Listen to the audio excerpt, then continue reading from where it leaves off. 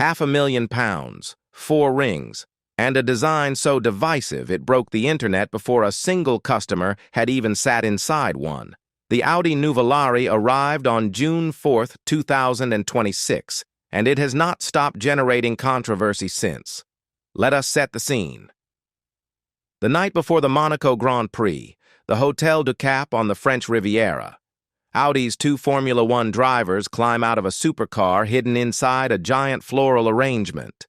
Champagne glasses go down, phones come up, and the world gets its first proper look at the most powerful, most expensive, and most argued about Audi ever built. The Nuvolari is here, and nobody quite knows what to make of it. So what exactly is this thing? At its heart, the Nuvolari is a mid-engine plug-in hybrid supercar. It is powered by a 4-liter twin-turbocharged V8, producing 800 horsepower on its own. Add 3 axial flux electric motors, and the combined system output reaches 1,001 PS. That is 987 brake horsepower in the real world. 0 to 100 kilometers per hour in 2.6 seconds. 0 to 200 in 6.8 seconds. Top speed of more than 350 kilometers per hour. Those are not Audi numbers. Those are hypercar numbers. And Audi is only building 499 of them. The price? In Germany, the Nuvolari starts at €600,000. In the United Kingdom, that lands just north of £500,000. In parts of the world, including Canada, the figure has been quoted closer to $1 million. However you count it, this is Audi charging Ferrari and McLaren money for the first time in its history. And that is where the controversy really begins. Because underneath all that carbon bodywork and motorsport technology sits a familiar skeleton. The Nuvolari shares its fundamental architecture with the Lamborghini Temerario. Audi owns Lamborghini, and the company has done this before. The original R8 shared its platform with the Gallardo. The second-generation R8 was based on the Huracan. Now the Nuvolari steps up from the Temerario. Critics were quick to point out that the Temerario costs roughly $430,000 and puts out 907 horsepower. So for £500,000, you are getting an Audi with 80 more horsepower and a far more monolithic design.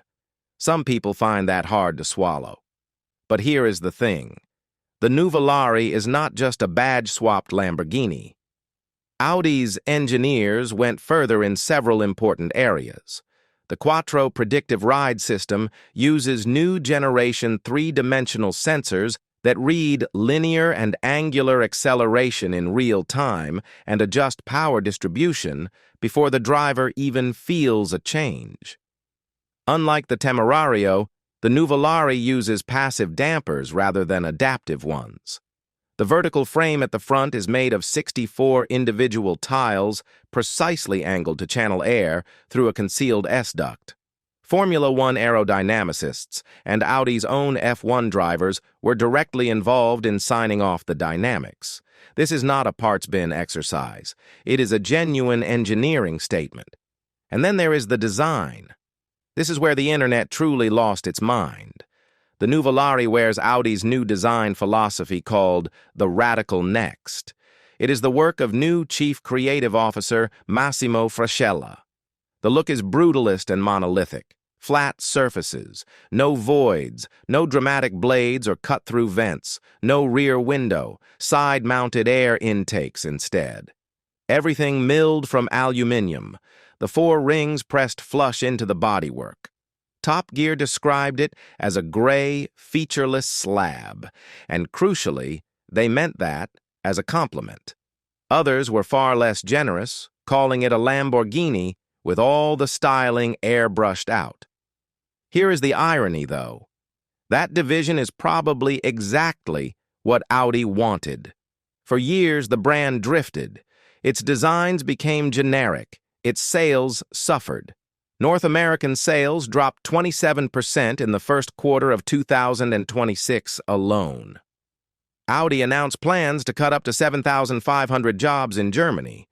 The brand needed a signal. something that said Audi knows who it is again. The Nuvolari is that signal. It is a rolling manifesto for a design language that will eventually spread across every Audi model from 2028 onward. The controversy is not a mistake. It is a strategy. And consider how fast this car happened.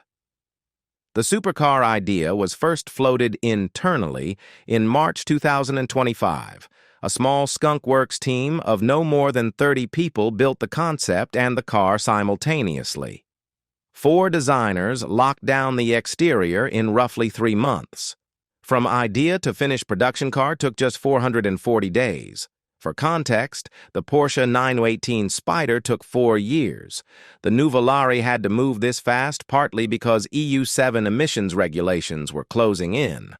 Audi needed to get the car homologated before the new rules cut off that possibility. So the speed was not just ambition, it was survival. There is another angle worth discussing. Audi promised in 2021 that it would only launch all-electric vehicles from 2026 onward. That promise was reversed in June 2025. Now the company's flagship model is a V8 hybrid supercar that emits 270 grams of carbon dioxide per kilometer on a combined cycle. Some buyers and commentators see that as a betrayal. Others see it as honesty. The electric market is not growing fast enough to sustain a brand at this price point without a combustion engine in the mix. Audi read the room and changed course. Whether you respect that or not probably depends on where you stand on the broader EV debate. What nobody seriously disputes is the name. Tazio Nuvolari was one of the greatest racing drivers of the 20th century. He won 150 races, including 24 Grand Prix, 2 Mille Miglias, and a Le Mans. He drove for Alfa Romeo, Maserati, Scuderia Ferrari, and, crucially, for Auto Union in the late 1930s. Auto Union is the direct historical predecessor of today's Audi.